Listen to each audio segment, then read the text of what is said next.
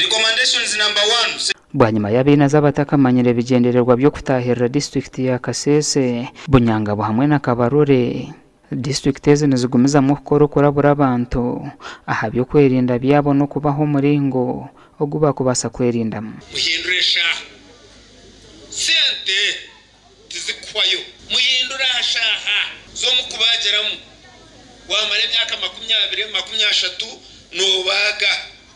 cyonka ubwiga bukakuremo hatwatandika kubaga shamwenda gwecuro nubwo rakigahare Siraji Kahonda Chairman w'ababaji ntwarugire yakashaba ababaji kubarekeraho kubaga butaka sesere omuntu raro baterufura zitaka 212 bamutema mugoyi bamutware bamusubika kandi omusire hatarijiro muziro wisho wanje ningo mukaza tibakwasiribanye bamukwasira naza rufura kubaga ekiro bagamba abantu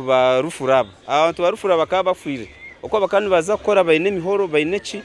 kandi nabari abantu bagenzere kwatakinga polisi nabo bakaba bayine bipanga bayine nebindi bintu konkantu tusima polisi ababantu itabite ikabareba yabamanya Kahonda nashababe byo kwerinda kuba kwatabo bona abarahicha hibagiro zitakashiresha 12 zakasheshe Aizaya Tembo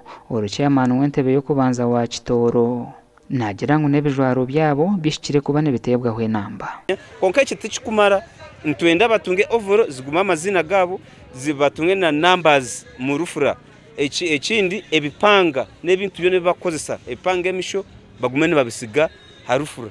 tucenda abantu bagumane bizane bye bintu mu maka. Kasese is one of the peaceful places. Era fenga abebyo kwerinda tujja kuba kuuma n'ebintu byammwe mukole emirimu gyammwe obogenda ku dduuka lyo obogenda mu nnimiro obovuga boda wekola emirimu gyo mugenzi witu yaliyo nagamba nankana families how many times does even a father have time with his children kwa hiyo agenda kuza kukora yagarukasha yine yasanga abana bakoze gira shaitan then most especially abakubanza bakakatekamu oza kuchangayika no mukasha mutanze kiro tiyatungana bwire gukoreba abana